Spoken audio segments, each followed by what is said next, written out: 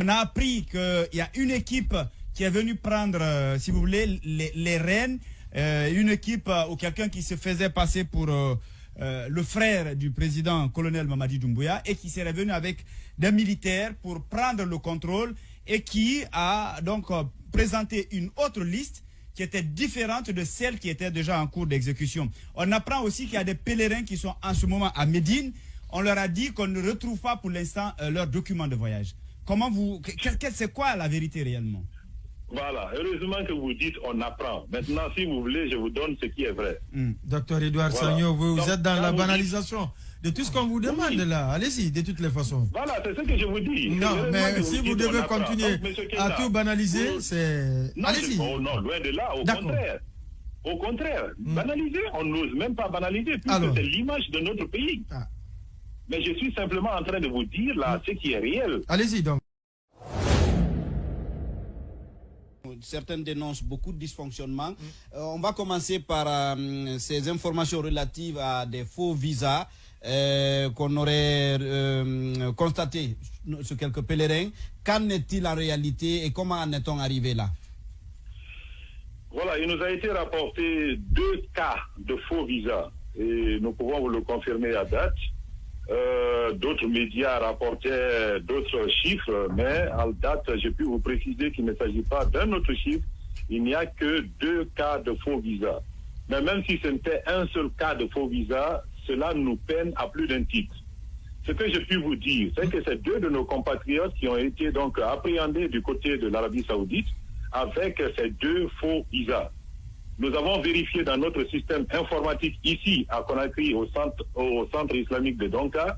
Nous nous sommes aperçus que les 2 faux visas ne sont pas venus du centre islamique de Donka et ne sont même pas venus de notre système informatique. Cela veut dire que ces 2 compatriotes ont obtenu le visa d'une façon frauduleuse ailleurs, mais pas au niveau du centre islamique de Donka. Qu'est-ce qu'un faux visa? Un faux visa, c'est forcément, et c'est seulement d'ailleurs, un visa qui est imprimé en bonne et due forme, mais dont le nom est différent de celui qui se trouve dans le système informatique ici. Or, vous savez qu'il y a 4527 pèlerins, donc 4527 visas. Donc, un visa ne peut avoir qu'un seul numéro. Si quelqu'un d'autre utilise le même visa en changeant de nom, on va comparer toujours avec les personnes qui sont dans le système et ça va faire sortir autre chose. Et c'est à partir de là qu'on va parler de faux visas. Alors, comment on peut expliquer que quelqu'un qui n'a pas eu le visa à partir de votre système informatique ait pu réussir à se glisser parmi les pèlerins guinéens et à se retrouver à la Mecque? Non, la question qu'il faille se poser, c'est de savoir est-ce qu'il est parti avec les pèlerins guinéens? Parce que l'Arabie Saoudite, c'est un pays comme la Guinée. L'Arabie Saoudite, c'est un pays comme la France. Ce n'est pas le seul moyen d'accéder à l'Arabie Saoudite. Vous voulez nous dire que ces 2 pèlerins ne sont pas allés forcément avec les convois guinéens? Je ne confirme pas, je n'infirme pas. Même moi, je suis dans les questionnements. Et le ministre lui-même est dans les questionnements. Nous tous, au niveau du secrétariat général des affaires religieuses, nous cherchons à comprendre par quels moyens ces personnes-là ont pu quitter. Mais ce que je sais et que je vous confirme à date, c'est qu'on a vérifié dans notre système informatique. D'ailleurs, il n'y a qu'une seule personne qui ait le code pour acheter les visas. Une seule personne, pas 2, pas 3. Donc, on a vérifié à travers tout ce que l'on a mis comme sécurité au niveau de ce service visa, il est impossible de traficoter le visa à partir de chez nous. Pourtant, il y a 2 personnes qui sont allées avec des faux visas. Dans la même logique, parce qu'on a comme l'impression que quelque part, on ne nous dit pas ce qui se passe réellement en ce moment pour sauver la nature de l'organisation. Vous savez, à partir jusqu'au vendredi, il n'y avait aucun problème. Comme on le dit en journalisme, le train qui arrive à l'heure ne nous intéresse pas. Donc c'est le train qui n'arrive pas à l'heure qui nous intéresse. Il n'y avait eu aucun problème. On ne faisait qu'apprécier l'organisation. Maintenant, à partir du samedi, c'était, même déjà le vendredi dans la journée, c'était le tour de la partie étatique. Et vous savez très bien que des personnes sont prises en charge à tous les niveaux. Mais forcément, quand on envoie la liste de ces personnes et que l'on est en train de prendre en charge ces personnes, il y a des pèlerins qui sont là, qui pensent que comme on s'achemine vers la fin, parce que le samedi devait être le dernier jour pour ces convois, Donc les gens ont commencé à se mettre sous pression.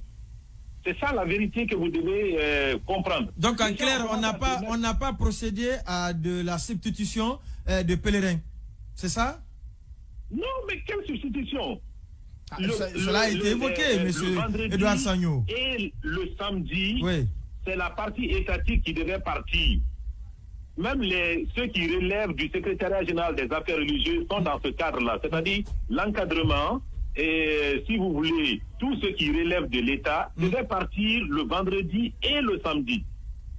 D'accord. Mais est-ce que vous pouvez nous dire, parce que la première question n'a pas été répondue, est-ce que vous pouvez nous dire dans cette émission que ce sont les secrétariats ou le secrétariat général aux affaires religieuses qui a piloté du début à la fin du processus? Mais je vous le dis de façon claire, le secrétariat général a piloté, c'est moi-même qui suis le point focal de toutes ces questions ici. Le secrétariat général des affaires religieuses a piloté toutes les questions liées au pèlerinage jusqu'à maintenant où je suis en train de vous parler. Alors, sans langue de bois, quels sont les manquements que vous avez enregistrés? Parce que vous ne pouvez quand même pas nous dire que voilà, tout est rose. Oui, allez-y. À part l'affaire des faux, voilà, l'affaire des 2 faux visas, ça vous l'avez déjà confirmé. Autre manquement. Oui, mais il faut qu'on vous le dise clairement, parce que ça nous a beaucoup fait souffrir. Il faut que les Guinéens comprennent ce qui s'est passé. On a eu un avion, par exemple, qui est parti avec 4 places vides, premièrement. Après, on a eu un autre qui est parti avec 24 places vides, 24 places. Et ça, c'était au début. Il a fallu maintenant qu'on convoque une réunion d'urgence avec les représentants du ministère de la Santé et de l'INSP.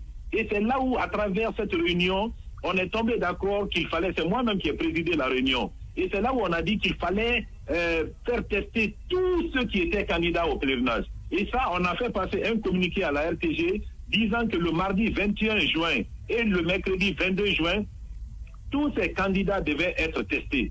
Et c'est ce que l'on a fait. C'est ça qui nous a permis de corriger cette première tare qui a été constatée à partir des premiers jours. Donc le samedi 18, il y a eu le vol inaugural, il n'y avait pas de problème. Mais à partir déjà du dimanche 19 juin, on a commencé à avoir des places vides dans les avions. Et qu'est-ce qui a occasionné cela? Qu'est-ce qui a occasionné? Ce qui a occasionné, c'était la disponibilité des résultats des tests Covid. D'accord. Oui, bah, il a dans un premier temps, ça prenait 48 heures. Or, quand vous avez, par exemple, à partir du lundi 20, on a commencé à avoir 2 avions. Quand vous devez remplir 2 avions, je ne vais pas vous dire que c'est difficile, mais c'est très difficile. Remplir 2 avions. Un avion de 268 places et un avion de 341 places, c'est très difficile. Des gros avions, oui. Mais le cas des Guinéens, automatiquement, vous êtes en déphasage avec la situation. D'accord, question suivante. Donc, ça, c'est une première réalité, une première faiblesse, si vous voulez. D'accord. La deuxième faiblesse, c'est comme vous le savez, toute organisation a des défaillances. On a eu, par exemple, toute une organisation, on a voulu vraiment que tout se passe pour le mieux. Mais sauf que, par exemple, le dernier jour qui était le samedi, on a quand même été envahi par les gens, alors que par le passé, jusqu'au vendredi, ce n'était pas comme ça. On a été envahi par qui? Par les accompagnateurs des pèlerins, alors que jusqu'au vendredi, ils n'arrivaient pas à passer. D'accord. Ok. La dernière question. Oui, docteur Sagno, donc moi j'aimerais savoir du coup quel sort sera réservé à nos 2 compatriotes qu'on a appréhendés, comme on appelle, avec des faux visas, et où ils sont actuellement et quel sort leur sera réservé. Et il y a cette autre information qui nous dit que plusieurs de nos compatriotes seraient égarés à la Mecque. Est-ce que cela encore, vous avez des nouvelles? Est-ce que vous confirmez? Je viens d'échanger, il n'y a même pas 2 minutes, juste avant que vous ne m'appeliez. Je viens d'échanger avec le délégué général du pèlerinage qui se trouve à la Mecque. C'est le secrétaire général adjoint du secrétariat général des affaires religieuses. Il ne confirme pas cette information. Il y a 2 minutes seulement, juste avant que vous ne m'appeliez. Donc cela veut dire, heureusement que vous êtes resté au conditionnel, ça veut dire... Oui, mais il y a des pèlerins quand même qui nous appellent. Il y a des pèlerins qui nous appellent pour nous parler, nous décrire déjà leur calvaire. Est-ce qu'il vous a parlé On devrait même avoir un d'entre eux dans cette émission. Bien sûr. Est-ce qu'ils vous ont parlé de ceux qui sont bloqués à Médine depuis quelques jours? Le calvaire dont vous parlez, oui. Le calvaire là, il faut que le peuple de Guinée accepte et comprenne ce que je vais dire maintenant. Donnez-moi juste 30 secondes, je vais expliquer correctement. On a dit au peuple de Guinée avant le pèlerinage, il faut comme document, le certificat d'aptitude médicale pour effectuer le pèlerinage. ça veut dire que vous dites devant le médecin en franche vérité et en toute honnêteté, je suis bien portant. La deuxième chose, on a dit qu'il faut avoir moins de 65 ans. Il y a des gens qui ont dit qu'ils sont en bonne santé, ils n'ont pas de diabète, ils n'ont rien, ils n'ont aucune maladie.